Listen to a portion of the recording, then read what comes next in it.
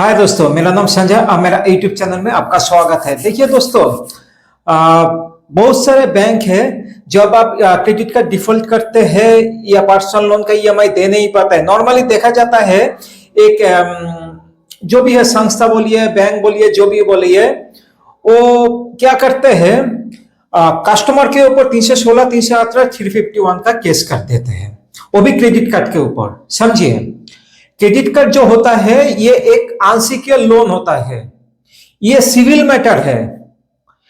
कोई अगर credit card का पैसा दे नहीं पा रहा है, इसका मतलब ये नहीं कि वो कोई चोरी किया, कोई डाका डाला है बैंक में जाके।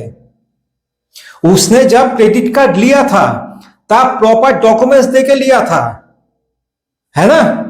तो वो तो ऐसा नहीं कि डाका डाल के वो पैसा लिया। बंदा, मेरा पहचान का एक बंदा है जो मेरा यूट्यूब से उसके साथ मुलाकात हुआ था। उस बंदे के साथ क्या हुआ सुनिए थोड़ा, जस्ट ज्यादा टाइम नहीं लूंगा, जस्ट 2 मिनट टाइम लूंगा।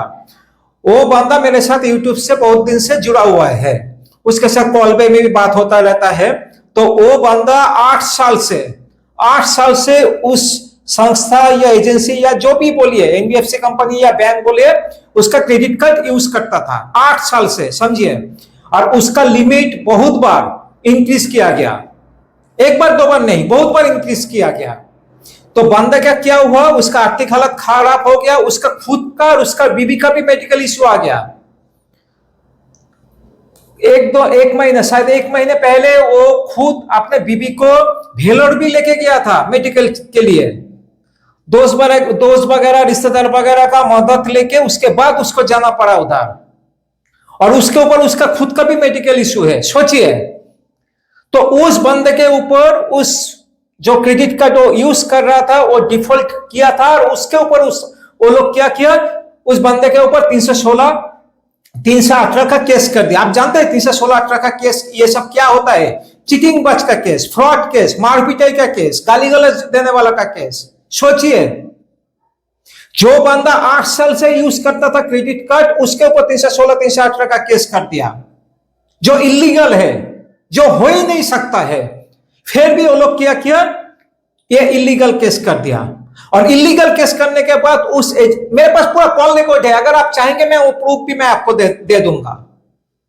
ऐसा नहीं मैं हवा में बात कर रहा हूं, मैं मेरे बारे में जो भी कुछ आप लोगों को जानकारी देता हूं या दूसरे किसी के बारे में भी मैं जानकारी देता हूं, हमेशा प्रूफ रख के बात करता हूं।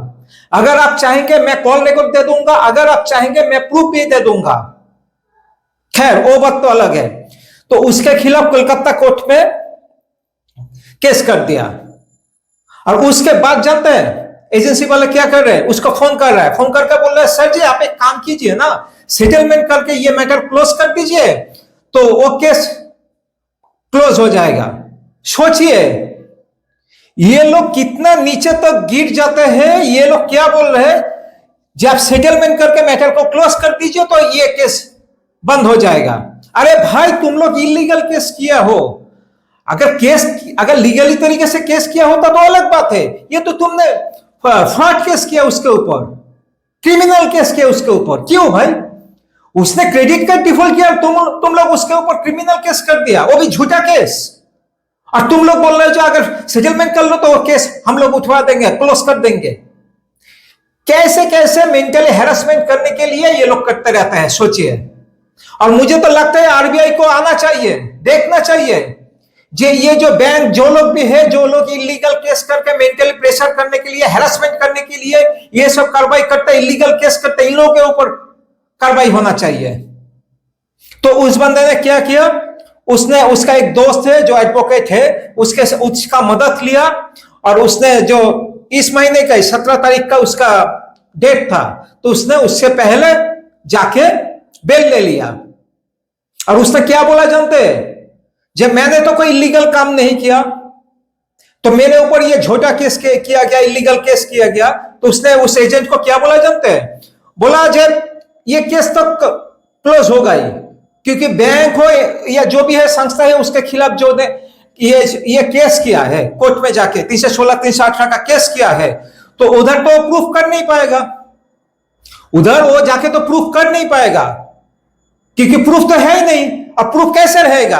वो बंदा तो ना ही किसी को गाली दिया, ना ही हाथापाई किया, और ना ही झूठे डॉक्यूमेंट्स लेके उसने क्रेडिट कार्ड लिया। ऐसा तो नहीं आधार कार्ड एडिट कर दिया, पैन कार्ड एडिट कर दिया, ऐसा तो नहीं। 8 साल से, समझिए 8 साल से वो कार्ड यूज कर रहा था। तब बैंक वाले, ये जो भी है एनबीएफसी कंपनी, उन लोगों को समझ में नहीं आया जो ये चीटिंगबाज है। अभी जैसे ही उसका डिफॉल्ट हुआ क्रेडिट का, तब उन लोगों को ये सब मालूम हो गया। तो ये सब केस कोर्ट में टिकता नहीं है, ये क्लोज हो जाता है, समाप्त हो जाता है। तो उस बंदे ने क्या किया जानते, उसने उस एजेंसी को बोला, जब ये केस क्लोज हो जाएगा मैं खुद नोटिस भेजूंगा जो मेरे ऊपर क्यों इलीगल केस किया गया। तो इसलिए आप लोगों को बोलूंगा, देखिए डरिए मत। बहुत गलत गलत चीज आपके साथ हो सकता है, लेकिन उसके लिए डट के सामना कीजिए, भागिए मत, छुपिए मत। आपने कोई चोरी नहीं किया, कोई डाका नहीं डाला है। आप क्रेडिट कार्ड यूज कर रहे थे, अभी आपका हालत खराब है, आपका नौकरी चला गया, व्यवसाय डूब गया, आर्थिक हालत खराब है, कोई मेडिकल इश्यू आ गया, इसलिए आप क्रेडिट कार्ड या पर्सनल लोन जो भी है वो डिफॉल्ट कर चुके हैं, पैसा नहीं दे पा रहा। इसका मतलब ये नहीं आप गलत आदमी हो गए। तो इसलिए बोलूंगा डरिए मत। जो भी कानूनी रास्ता है आपके लिए भी है, उनके लिए भी है। इंडिया में ऐसा नहीं है जो कोई भी कुछ भी मनमानी कर लेगा आपके साथ, ऐसा नहीं हो सकता है। कानून सबके लिए बराबर है। तो इसलिए बोलूंगा डरिए मत। अगर ऐसा आपके साथ भी हो रहा है, कोई 316, 318, 351 का झूठा केस आपके ऊपर किया जा रहा है, इलीगल केस किया जा रहा है, आप क्रेडिट कार्ड डिफॉल्ट कर चुके हैं, इसके लिए तो कोई भी कानूनी सलाहकार है, कोई भी एडवोकेट है, आपका पहचान का है, आपका रिश्तेदार का है, उसके साथ कांटेक्ट कीजिए और इसमें तुरंत बेल मिल जाता है। इसमें घबराने का कोई भी जरूरत नहीं है। और अगर बाद में जाके आप उनके खिलाफ अगर कानूनी कार्रवाई करना चाहते हैं तो वो भी कर सकते हैं। तो इसके लिए बोलूंगा डरिए मत। अगर देखिए, मैं हमेशा बोलता हूं, अगर आप लोगों के पास पैसा है, अगर आप लोगों के पास पैसा है तो फुल पेमेंट देके ये झंझट से बाहर आ जाइए। लेकिन आप लोगों के पास अगर पैसा नहीं है और क्रेडिट कार्ड या पर्सनल लोन का ईएमआई हो या क्रेडिट कार्ड का बिल है, ये आप डिफॉल्ट कर चुके हैं, आपका 3 महीने बाद आपका अकाउंट एनपीए हो जाएगा। 3 महीना जैसे ही हो जाएगा आपका अकाउंट एनपीए हो जाएगा 92 डेज के बाद, अगर आप पैसा दे नहीं पा रहे तो। उसके बाद आपके साथ सेटलमेंट के लिए बातचीत होता रहेगा।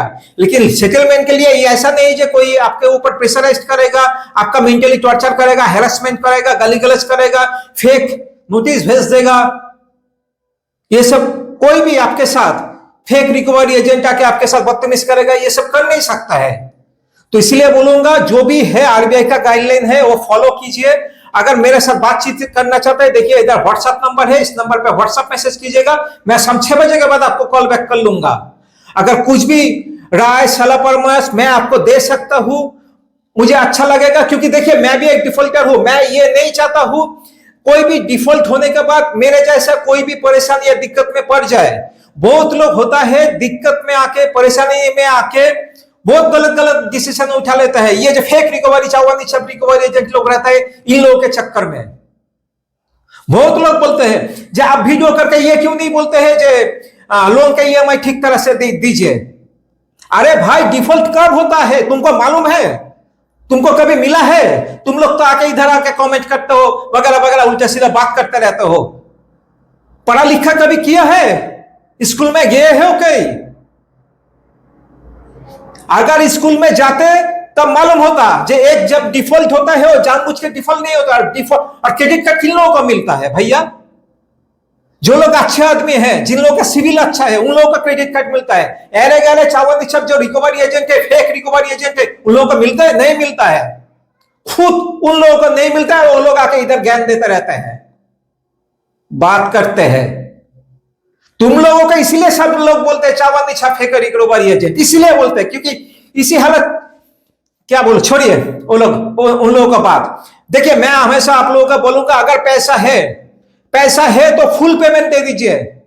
फुल पेमेंट देके ये झंझट से बाहर आ जाइए। लेकिन आप लोगों के पास अगर पैसा नहीं है, कोई भी दिक्कत या परेशानी का सामना कर रहे हैं, तो देखिए यूट्यूब में बहुत सारा वीडियो है, उससे जानकारी लीजिए, कोई एडवोकेट दोस्त है वगैरह है उससे सलाह परामर्श लीजिए। लेकिन हमेशा बोलता हूं, कोई भी थर्ड पार्टी एजेंसी के चक्कर में मत पड़िए। ये जो थर्ड पार्टी एजेंसी देखिएगा यूट्यूब में है, हर जगह आपके आसपास पड़ोस में बहुत घूमते रहते हैं। बहुत लोग बोलेगा आपका सेटलमेंट करवा देगा, ये कर देगा, 1 साल तक आपका सब कुछ संभाल लेगा, ये उसके चक्कर में मत जाइए। आरबीआई का गाइडलाइन है, उसके बारे में जानकारी लीजिए। आप क्रेडिट कार्ड यूज किया है, आप क्रेडिट कार्ड डिफॉल्ट किया है तो कोई थर्ड पार्टी आके आपका सेटलमेंट करके नहीं देगा। खुद आपके पास ऑफर आएगा, अगर आपके पास पैसा रहेगा तो सेटलमेंट करके मैटर को क्लोज कर दीजिएगा, बस यही होगा। इसलिए बोलूंगा कोई थर्ड पार्टी एजेंसी के चक्कर में मत पड़िए। अभी आपका हालत खराब है, ठीक हो जाएगा, थोड़ा टाइम दीजिए ना। कितना दिन टाइम लगेगा? 6 महीना, 1 साल, 2 साल, 3 साल, उसके बाद सेटलमेंट करके मैटर को क्लोज कर दीजिएगा। घबराइए मत, कुछ नहीं होगा। आप क्रेडिट कार्ड डिफॉल्ट किया है, ऐसा नहीं है किसी जगह चोरी किया, कोई डाका डाला है। जब हालत अच्छा हो जाएगा, सेटलमेंट का पैसा आप जुगाड़ कर पाएंगे, सेटलमेंट करके मैटर को क्लोज कर दीजिएगा। और अगर आप लोगों के पास पैसा है तो फुल पेमेंट देके ये झंझट से बाहर आ जाइए। और मुझसे अगर बात करना चाहता है, मैं पहले भी बोला, इधर व्हाट्सएप नंबर है, व्हाट्सएप नंबर पे व्हाट्सएप मैसेज कीजिएगा, मैं शाम 6 बजे के बाद आपको कॉल बैक कर लूंगा। धन्यवाद, जय हिंद।